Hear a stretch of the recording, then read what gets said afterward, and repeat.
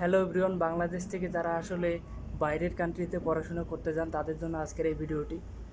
তো আপনি যদি চিন্তাভাবনা করেন যে আপনি অনার্স করার জন্য বাইরে যাবেন অথবা মাস্টার্স করার জন্য বাইরে যাবেন, তাহলে অবশ্যই আপনাকে কিছু স্টেপ নিতে হবে। অর্থাৎ আপনার পূর্ব প্রস্তুতি অবশ্যই থাকা লাগবে। আপনার যদি এই পূর্ব প্রস্তুতি না থাকে তাহলে আপনি কখনোই বাইরের কোনো কান্ট্রিতে যাইতে পারবেন না বা ভালো কোনো কান্ট্রিতে যাইতে পারবেন না। তো বাইরের কান্ট্রিতে পড়াশুনো করার জন্য যদি আপনি যাইতে চান, সর্বপ্রথম আপনার যেটা লাগবে সেটা হচ্ছে আইএলস। অর্থাৎ আইএলসে আপনি একটা ভালো স্কোর তোলার চেষ্টা করবেন যেন মোটামুটি আপনার 6.5-এর ঊর্ধ্বে থাকে। অর্থাৎ 7 হলে মোটামুটি সব দেশে যাওয়া সম্ভব হয়। আর ফিনান্সিয়াল আপনার একটা সাপোর্ট থাকা লাগে। যদিও অনেক ক্ষেত্রে যে ফুল ফান্ডেড স্কলারশিপ হলে আপনার টাকা পয়সা লাগে না, কিন্তু তবুও আপনার যদি অ্যাবিলিটি থাকে আপনার ফিনান্সিয়াল একটা সাপোর্ট রেখে দিবেন। যদি ফুল ফান্ডেড স্কলারশিপ না হয় সেক্ষেত্রে হাফ হইতে পারে বা কিছু পার্সেন্টেজ হইতে পারে, সেক্ষেত্রে আপনি সেটা কাজে লাগাইতে পারবেন। তো এইভাবে আসলে এরপরে আপনাকে অনেক সার্টিফিকেট অর্জন করতে হবে। যেমন আপনি কোনো সোশ্যাল ওয়ার্কিং যে আপনার সংস্থাগুলো আছে এগুলোর সাথে জড়িত ছিলেন, ওই ধরনের সার্টিফিকেট থাকা লাগবে। তারপর আপনার জব এক্সপিরিয়েন্স থাকলে খুব ভালো হয়, কারণ বাইরের কান্ট্রিতে তারা জব এক্সপিরিয়েন্সটাকে প্রায়োরিটি দেয়। যদি আপনার কোনো জব এক্সপিরিয়েন্স থাকে তাহলে সেটার জন্য অনেক ভালো হবে। তারপরে আপনি আরও আদার্স অনেক যতগুলো সার্টিফিকেট অর্জন করা সম্ভব হয় সেগুলো অর্জন করার ট্রাই করবেন। অনেক সংস্থা আছে সেগুলোর সাথে কাজ করবেন। তারপর বিএনসিসি, তারপরে এই ধরনের আরও অনেক সংস্থা আছে, এগুলোতে কাজ করলে আপনার অনেক ভালো একটা রেজাল্ট পাবেন।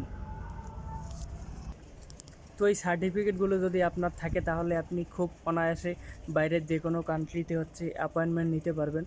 তো আর এটার জন্য আপনার বাইরের কান্ট্রিতে অ্যাপয়েন্টমেন্টের জন্য আপনি ট্রাই করবেন যে আপনার অনেক আগে থেকে ট্রাই করার, কারণ আপনার অ্যাপয়েন্টমেন্ট নিতে, যেমন ইউরোপে যদি আপনি যাইতে চান, জার্মানিতে যেতে গেলে মোটামুটি 2 বছরের মতো সময় লাগে।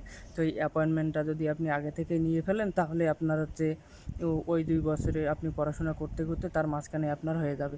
তো এইভাবে আসলে ট্রাই করা লাগে। আর আপনার একাডেমিক রেজাল্টে ফোকাস রাখবেন।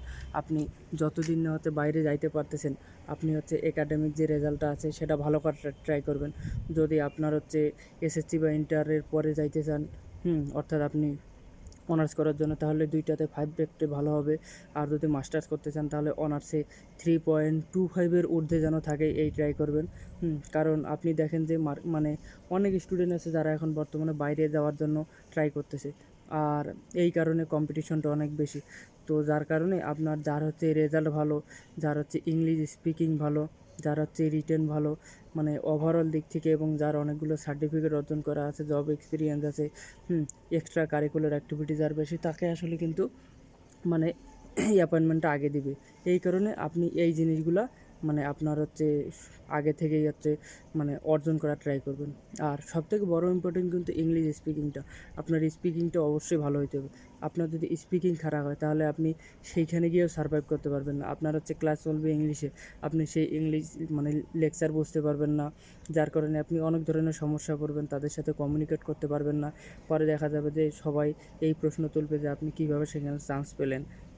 হয়তোবা এটা বলবে, কারণ অলরেডি আইএস নিয়েও এক ধরনের দুর্নীতির দেখা গেছে যে টাকা দিয়ে আইএলসে ভালো রেজাল্ট করে দিয়েছিল।